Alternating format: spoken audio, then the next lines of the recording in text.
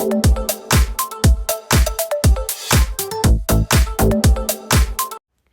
is up, everyone? Welcome back to the Studio, and today I'm here to talk about the Stranger Things series finale titled The Right Side Up. So, I thought it would be a bit appropriate to talk about how I got into the show, considering it's ending now, kind of like my journey with it, per se. I was in, let's see, 2016.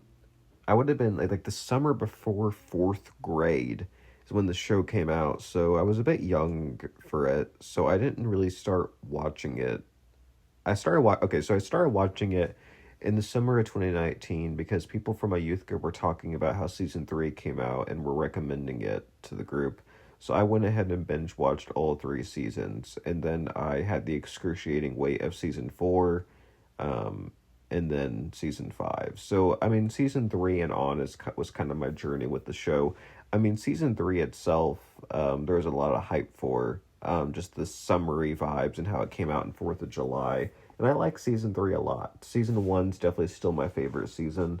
I'm still not really sure how 4 and 5 fit into the mix. I've been thinking about it, and maybe by the time I finish this, I'll have like a better ranking for you guys, but I'm not sure. But yeah, so the finale, I watched it New Year's Eve, and from like 8 to 10 p.m. And then I had just had 2 hours of waiting around. My parents were out of town on a getaway. So I just had 2 hours of waiting around until I felt like I should like celebrate. Which I didn't even watch the ball drop. I did watch a little bit of Fallout because my brother recommended it to me, and I want to watch more of that. It looked interesting, but I think on Wednesday night I was just too drained from the finale that I couldn't really lock into a new show. It just didn't feel right. I kind of wanted to sit with it for a while, and then today, Friday, I watched it with my dad. I rewatched it, and I definitely liked it better on the second watch, as most things I do. I like to give things 2 watches before I record, which I basically did. Not for volume 1, but for volumes 2 and 3, I watched it twice before I recorded. Because it just helps me better regulate my thoughts and all of that. And I was definitely more positive in volume 1 because I still enjoyed it more than volume 2, as I think did most people. But, so, the finale, I kind of went into it with, pretty positive for it. I didn't hate volume 2 as much as a lot of people did. So I felt pretty positive about it. Moderate expectations. And overall, it did not disappoint. It was a pretty good finale, all things considered. There were a few minor things. I mean, I guess one probably more of a major thing at the end of the day that I would have changed and was kind of disappointed with. But I thought the epilogue itself worked very well, and it was definitely my favorite part of the episode. The first half where it's like all the action was pretty good too, but I definitely had like a few complaints. So I kind of have the episode pulled up, and I'm just, instead of like breaking it down, this review down into characters, relationships, plots, and all of that, I just figured I kind of go through the episode, talk about like some of the major plot points, hopefully get this review done in like half an hour tops. We'll see though. I'm literally already almost 4 minutes into this, so let's get started.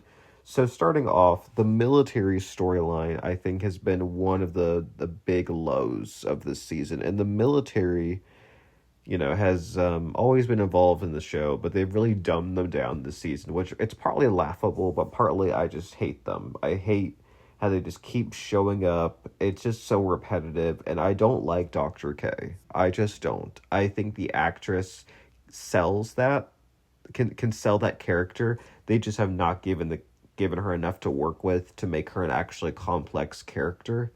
They've just made her so one note, and I am disappointed that there was no comeuppance for her. Very much so. I was disappointed at that, but can't have everything, I guess. But yeah, starting it off with the military was not the way I wanted the episode to start. But yeah, we quickly jump into the action. There's not much filler in this finale, which I do appreciate. I guess the little exchange between Erica and Mr. Clark was kind of filler. Didn't add much to the plot. We also didn't see We just assumed that the military caught them. We didn't really see what happened to them. But yeah, I thought Erica's whole thing about this situation demands cussing, and then Mr. Clark cusses. I thought that was pretty funny. Um, but yeah, so again, we jump right into the action. We get the flashbacks to the lab, and then we have Hopper saying, "Let's end this kid."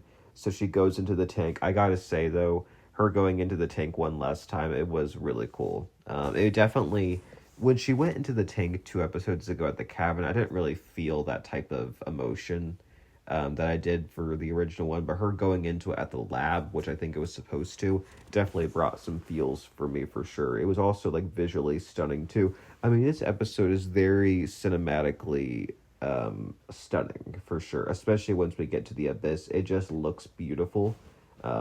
So definitely not complaining there. They definitely put their VFX budget into this episode, obviously because of the monster fight about halfway through. I mean, obviously, like that's like a huge thing. But so the Will and Mike scene, a lot of sorry, it's weird to say, but fans of Will and Mike were upset about it. Partly just upset that their ship didn't happen, and partly upset at how it was written. And I never was necessarily rooting for them because I just never thought it would actually happen. I didn't think they would make Mike gay in the final season. I just didn't think that was going to happen. I thought after volume one, I thought maybe, but then after volume two came out, I'm like, there's no way they're gonna write something into the finale of Mike suddenly realizing he's gay. It just wouldn't have made sense. So they didn't do it, and I was fine with it. It, I don't think Will needed him. I think he was able to earn happiness on his own, happiness that he deserved. And at the end of the day, he had all the answers. He could get those answers from inside of him and find happiness. And he didn't need Mike for that. He didn't need anyone for that. He just needed to trust and love himself. So I think it's overall a good message, and I was fine with that. I do kind of wish that if this whole plot with Will being gay happened earlier on in the show though, and to kind of flesh out the thing with him and Mike more, and actually have Mike realize, oh crap, he likes me, and actually contemplate it and realize, oh, my best friend since like childhood actually likes me, instead of just kind of brushing over it. That's the only thing I was kind of upset about, is that you're literally wait until the final episode to have this 1 minute conversation for a plot you just rush so late. I don't know. I think they could have written it better, but I also knew it wasn't going to happen, so I'm just not super upset about it. So that's kind of my thoughts on the Will and Mike scene. But yeah, I'm like, do I want to talk about Vicky's role now or wait till later? I think I'll just wait until later. To talk about like the Robin and Vicky of it all, kind of when we get to the epilogue. But so that Max is able to join Eleven and Kali in Eleven's mind. And I do think them incorporating the Oklahoma, they're doing Oklahoma, and then we see some glimpses of the first Shadow, the Broadway, into that, which I think was pretty cool. Now, I did not see the first Shadow, nor did I have much interest in it. I mean, I know it focuses on Henry's backstory, but yeah, I mean, it was interesting to get like a few glimpses of the play in there. I thought that was kind of like a cool way for them to enter into that world and all of that. And then of course we had the first fake out death of the episode where Steve almost dies, but Jonathan catches him. And I will say Jonathan did have some good moments in the finale. When they were about to go up the clock tower, he was kind of the one leading the group, which I thought was pretty cool. We don't really see Jonathan as the leader at all, so I did appreciate that. And of course, him being the one to save Steve, I thought worked pretty well, considering they've always had a bit of a rivalry, somewhat. I mean, this season it was kind of a stupid rivalry, but it was a good choice for Jonathan to be the one to do it. And then they of course climb up into the abyss. I mean, it was scary there for a second. Like, I legit thought one of them would go, and I wasn't surprised when Steve was the one to fall off. But I also, once they cut to black, I'm like, yeah, no, he's alive. It's just, if they weren't to kill him, they would have just let it play out and let him fall off and all of that. But I am kind of surprised nobody fell off. But again, plot armor, it's just something you have to ignore. I personally think some fans freak out too much about characters having plot armor. That's just me. I don't really care though. I don't really care about the amount of deaths that we get. I mean, I would prefer not to have like a lot of deaths because that's sad. I mean, I think one or two deaths is fine, which is basically what we got in the finale. So I thought the amount of deaths worked pretty well, all things considered. Okay, so they climb up into the abyss, and then we get like 11 and Henry a bit of a showdown there. We get to see Kali use her powers, and I'll talk about Kali in a minute, my thoughts on her and all of that. We have Steve and Jonathan talk, and they kind of close out the rivalry, which is nice. Um, Hopper. So this was a really cool scene when Vecna kind of manipulates Hopper and makes him relive his trauma with Sarah, and then just very much messes with his mind, thinking that he lost 11. Um, and then, but we realize that he didn't, and that it was all in his mind. But basically, it gets 11 out of the tub, which means that she can't protect the kids anymore. So then Holly has to lead them. What I will say is I did like Holly taking charge of being a leader. She learned a lot from Max, so I did appreciate her stepping into that protecting role for the kids. I did really like that. And then the exchange between 11 and Hopper. I mean, there were multiple that really got to me this episode, but the one where he talks about how she was abused, manipulated, etc., and she basically her childhood was taken from her and her life was taken from her, but at the end of the day she can rebuild her life and she can make a better world for herself, and she just has to keep pushing and she can't give up. It was a really well done scene for the two of them. And then because you kind of had Hopper leading their first exchange, and then you had Elle leading like their second exchange. Both of them were very impactful for me, but I think this one just hit a little bit more. And then you have Collie who just pulls out a gun on Hopper, which I thought that was kind of stupid because I mean I guess it was just to show that she would have a change of heart, but I mean, come on, was she actually? There was no way she was actually going to shoot him. I didn't actually see that happening. Hopper wasn't going to die because of Eleven's sister. Was never going to happen. But that was a great scene. That was one of my favorite scenes of the finale for sure. Was that scene with after he shoots at the tank and then they talk. I thought that was really really well done.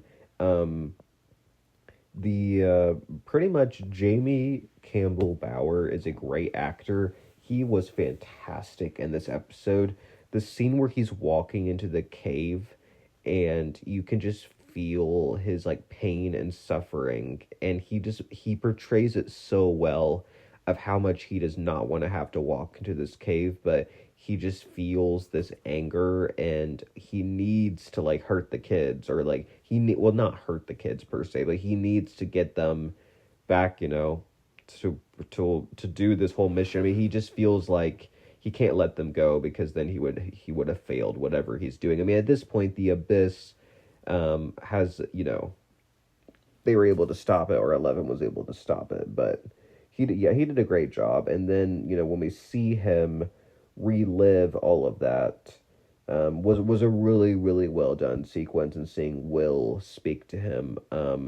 I'm literally jumping ahead. I literally just missed the whole thing with in the lab with Collie dying. So yeah, would Hopper left her behind? I'm like, yeah. I mean, I get it, but I mean, I knew he would go back for her though because she's important to Elle. But the way that Collie's death happened, it was okay. I mean, they definitely brushed past it really quick because they had to get to the main action, and I personally would have preferred if she would have died in the middle of the battle rather than before, just because I would have loved to see her involved in the whole takedown of the Mind Flayer and Vecna. I mean, I feel like that would have made more sense for her final go, instead of basically she does nothing. I mean, the only thing she contributes is her invincibility powers. That's basically it, which she uses once in this episode, where she can hide Max and the kids from Henry. I mean, I feel like they could have used her so much better, and they just didn't. There was a lot of potential to have her and Eleven be a badass duo, and they just didn't do that, and it was weird. And another thing I would have wanted more was Max being more involved in the mix, but I get that she came back, she apologized to Holly for abandoning her. She helped Eleven and them get to where they needed to be, and then that was kind of her role in the story. I mean, I get that, but I don't know. I would have wanted a little bit more from Max and definitely a lot more from Holly. I didn't really feel anything though during her death. Like basically her death scene was probably to me the weakest of all of like the major ones of the show, which include Bob, Alexi, Billy, uh, Eddie, and then Max, before she was resurrected. I would say Collie's death was definitely the weakest, but, I mean, it makes sense. She's more of a side character than anything, and Eleven had to. I mean, it was what led her to not give up and to keep fighting was Collie, which, I mean, it made sense for Eleven's character, but, I didn't really feel anything during her death just because I feel like if they would have written her better, given her more to do, make her more likable, and killed her off in the battle, I just think it would have made so much more sense, and it would have been a better death. But the death was just kind of like a whimper. But I mean, I made enough sense that she had to die before the big battle because Eleven had to face him on her own. But then Will helped her out, so it wasn't on her own technically. I mean, if she would have died, like Vecna would have killed her if Will didn't step in and fight and help her. So I don't think it was just Eleven that needed to fight him. I think Holly definitely could have helped out, but I mean, I guess it gave her the motivation. That was basically it, right? Even though Hopper kind of gave her the motive. I don't know. I think I kind of knew Collie would die. I just didn't love how they wrote it. Again, I didn't care really, which it kind of sounds weird because I'm literally rambling about it for 5 minutes. I just think there was a missed opportunity to like they could have made us care about her and they just didn't. So, but 11 killing the lieutenant by forcing him to shoot himself was a great moment. He pissed me off so much. So much. So I thought that was an appropriate end to his character. So then we have the second Hopper and Elle exchange, and this definitely got to me where we see the flashbacks of their relationship and Eleven saying, Sarah didn't have a choice, but I have a choice, and I need you to trust me to make the right choice was a great monologue from her. I really enjoyed that. I liked both of their exchanges for sure. So then we get basically the full backstory, where we see the human version of the Mind Flayer, basically, and we see, which I'm pretty sure that was the human version of the Mind Flayer. That's just kind of what I assumed. So I just looked it up. Apparently not. Apparently he was just some spy, but basically he just led to it because he had the rock. He was just like spy. I mean, okay, I guess that makes sense. It wasn't the. I mean, I don't know. I just think they worded something where it said that this like man gave him the powers, but I guess that's just because he had it in his briefcase, not that he was the human version of the Mind Flayer. I was kind of confused at that, but okay. So I thought, yeah, and again, that sequence where he gets the rock and it transforms him and he got powers was a really, really well done. And then we see Will speaking to him and says, "You're a vessel just like me."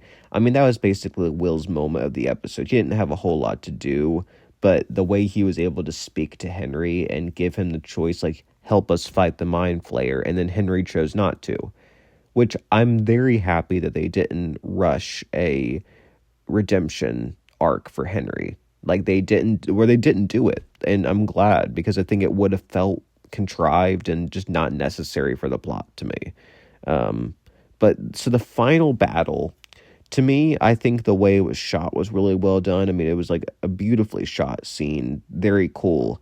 I just think, one, where were the Demogorgons at? Where were they? It made no sense that Vecna didn't have them ready to go for this battle. It like, and even if like, I mean, he didn't expect this fight or the people to show up, obviously, but still, he would be able to get his Demogorgons there for sure.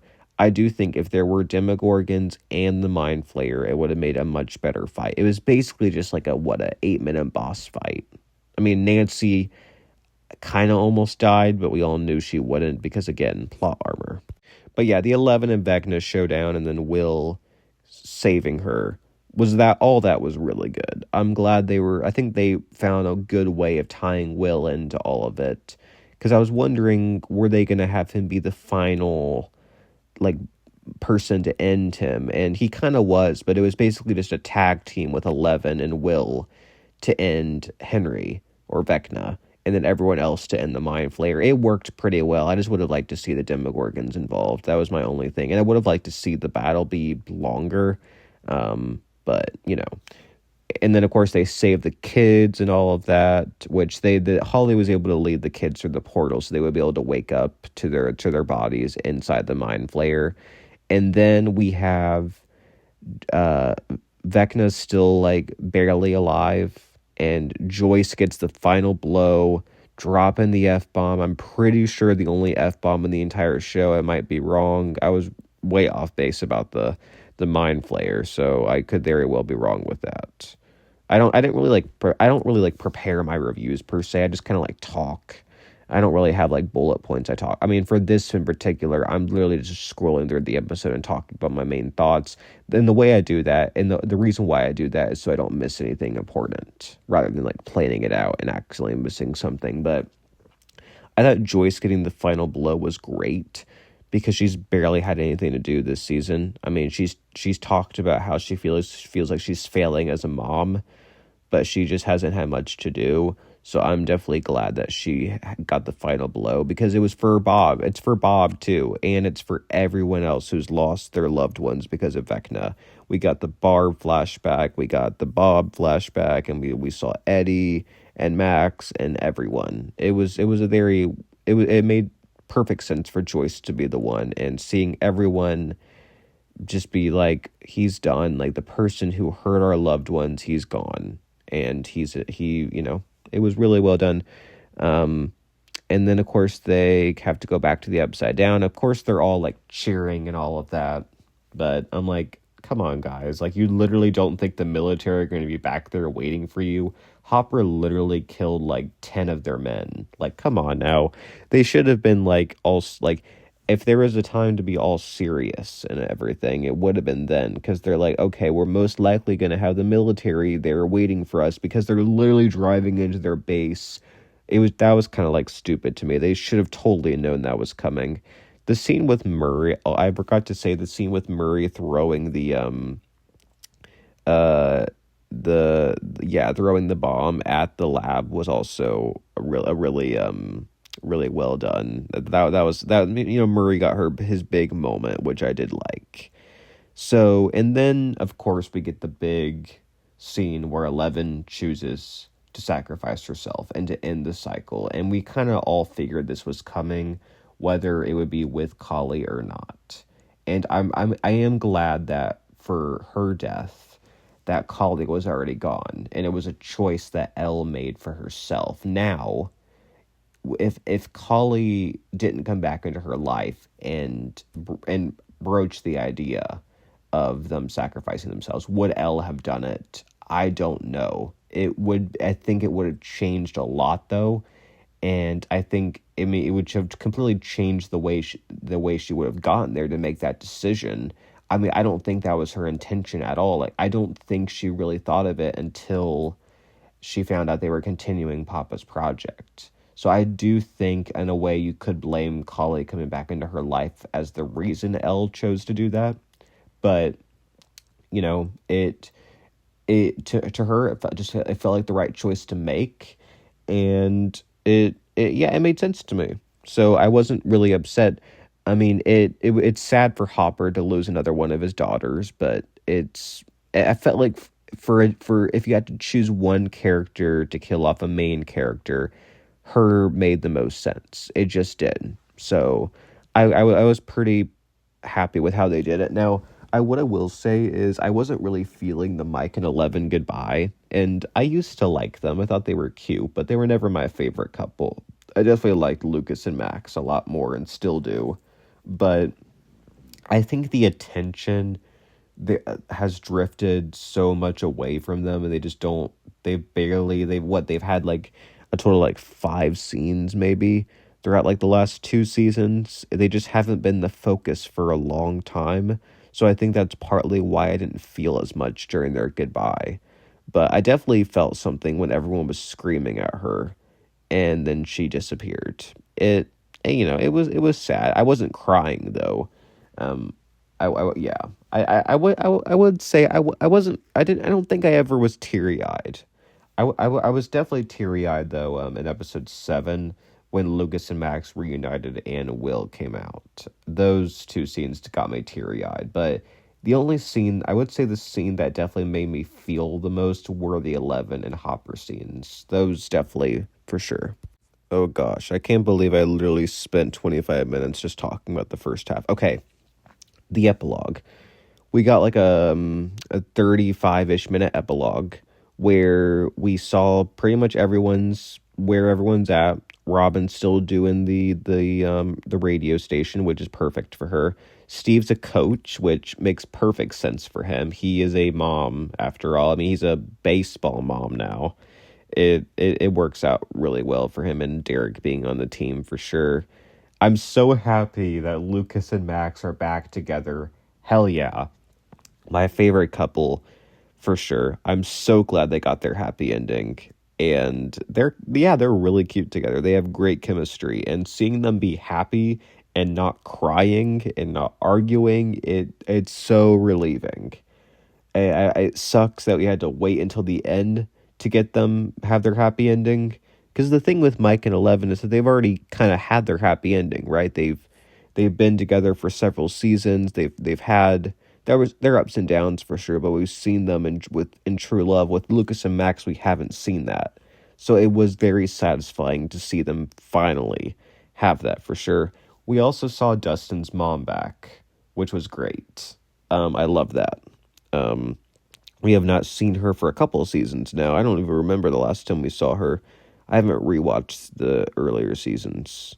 I have not rewatched a single season, and I really plan to. I wanted to rewatch the first 4 seasons before season 5 came out, but freshman in college kind of prevented me from being able to do that.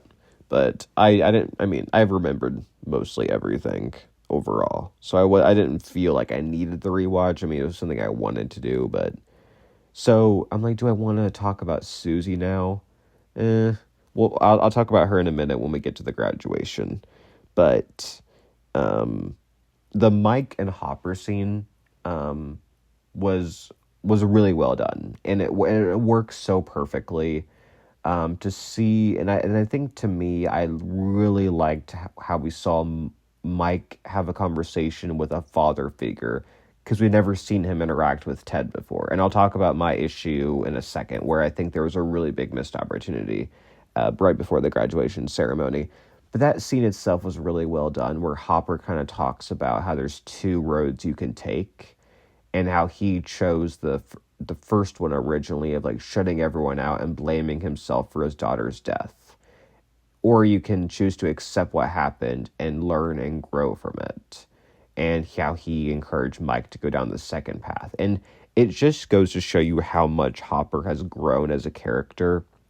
And I really like that. And I thought it worked perfectly because it was about 11. It was like a shared loved one of theirs. And I wouldn't have wanted it any other way. I thought that was a really well done scene and great acting and great writing for sure. It just goes to show you how far Hopper has come and even how far Mike's come too.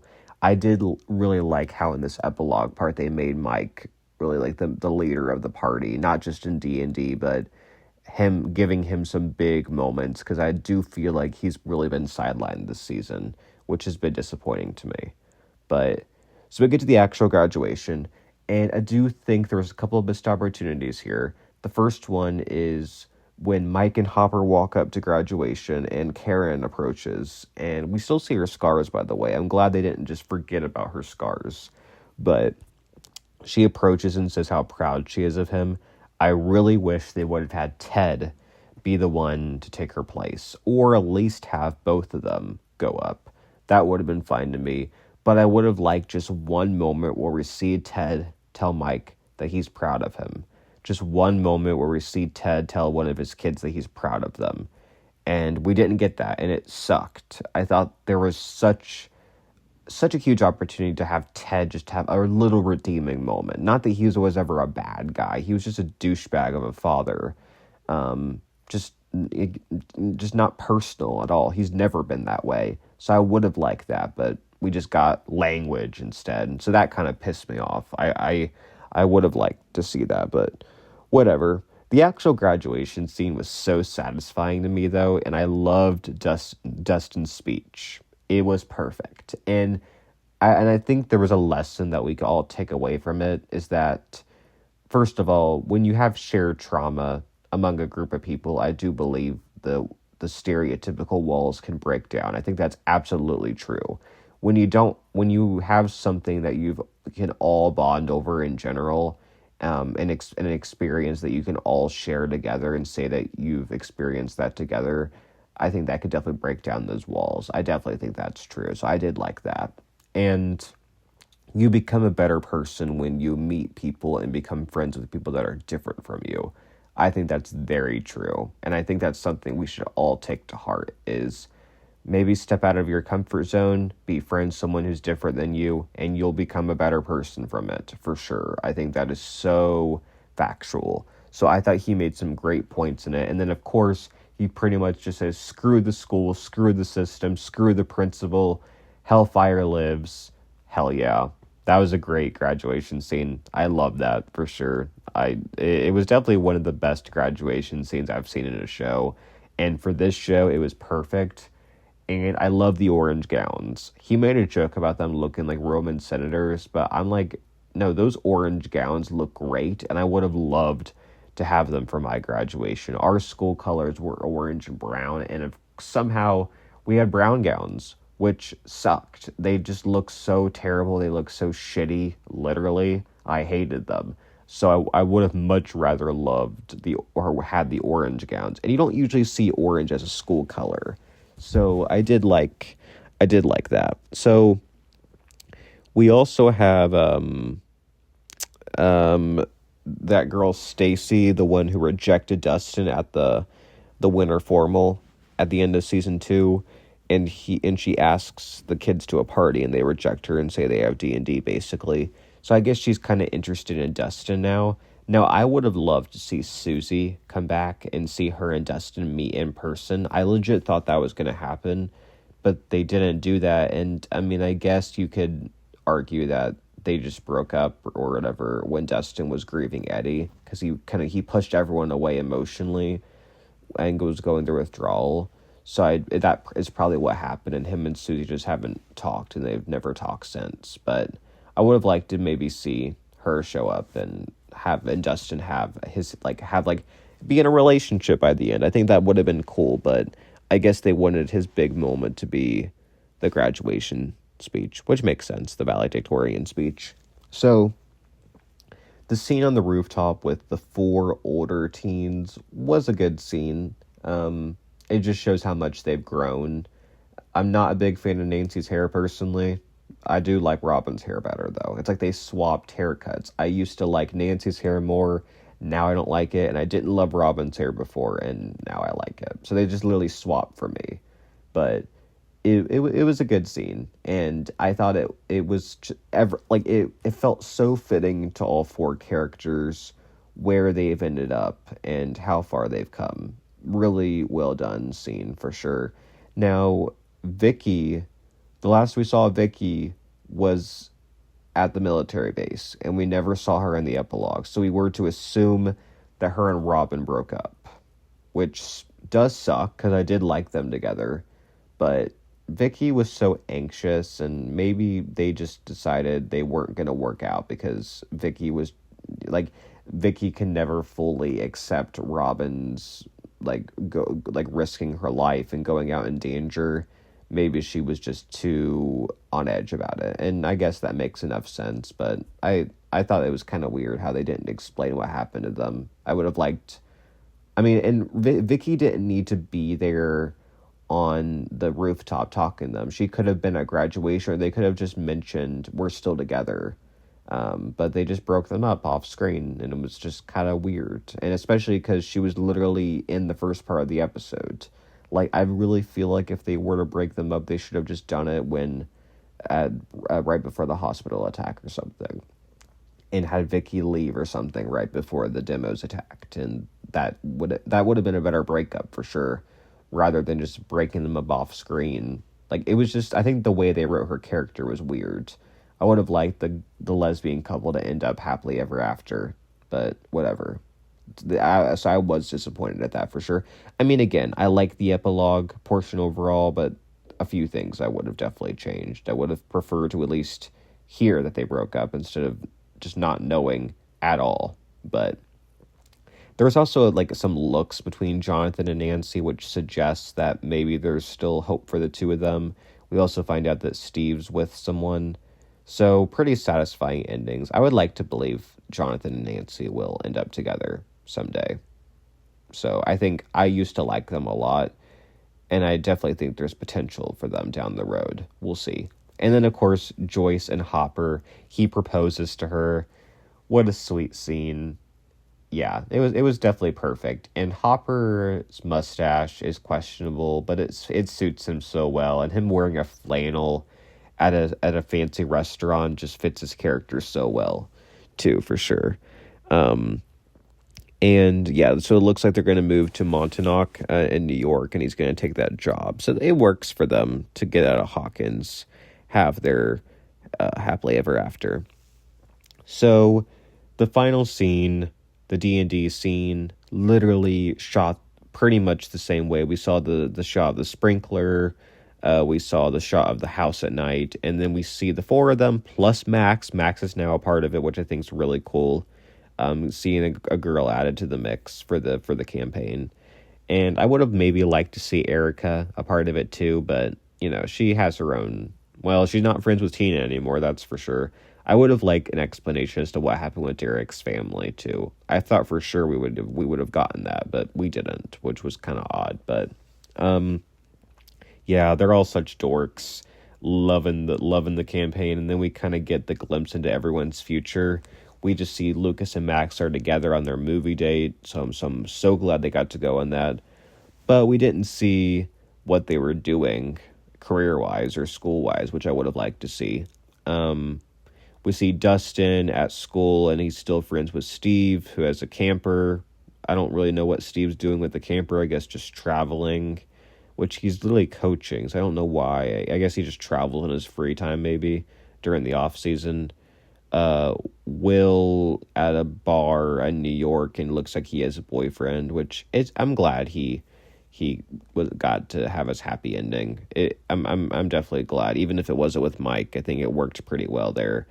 Mike continues telling stories. We don't really get to see what happens to him. Again, I would have liked to just like a little bit where are they headed, Mike, Lucas, and Max. But and then we see Mike talk about his theory about Kali saving Eleven, basically, and letting her get away and start a new world in Iceland, and how he chooses to believe it, and they all choose to believe it. And I think I believe it. I think I believe that that's a plan. Like, I think I could believe that Kali would help Elle like that, because she admitted your story doesn't have to end here like mine does. So I would have, I can believe that. I think it was a good ending to leave it ambiguous and to let us believe that she got her happy ending. I thought they wrote that very well, rather than just revealing that it was. I think the open-ended ending worked very well. And then, yeah, you can tell how emotional it was for them when they put their binders on the shelf. And then, of course, Holly and her friends come down, Derek included, and they're starting their own campaign. It was a great ending for sure. So yeah, that's the finale. Let's see, I'm almost at 40 minutes. Okay, so this will be slightly shorter than the Volume 2 recap, but still 40 minutes for one episode, only for Stranger Things. That's literally the only show I would do that for. But comment down below, what did you think of the finale? Did it succeed your expectations? I would say it did. Definitely better than I expected, and I thought it would be good. I thought it was really good. It wasn't perfect. I would have preferred the final battle to be bigger and more intense. I would have preferred a few things to change in the epilogue, but it was definitely one of the better series finales I've seen for a show that I've watched. So, yeah. So, as far as what's next on the channel, before I go back to school, I'm going to have two videos. I'm going to have, well, a review When Calls the Heart, the premiere, probably on Monday. And then later in the week, probably Thursday, I'll try to Thursday night record a movies and shows I watched in 2025, kind of like the roundup. I've done that the past few years. It's just like something easy to do, and it lets me think about what all I saw and what was my favorite of what I saw, what was my least favorite. So I'll definitely do that later next week before I go back to school. And then after that, I'll just be reviewing When Calls the Heart each week as my plan. So, yeah, that's it. Happy New Year, everyone. I hope you had a great holiday, and I'll talk to you guys soon. Bye, everyone.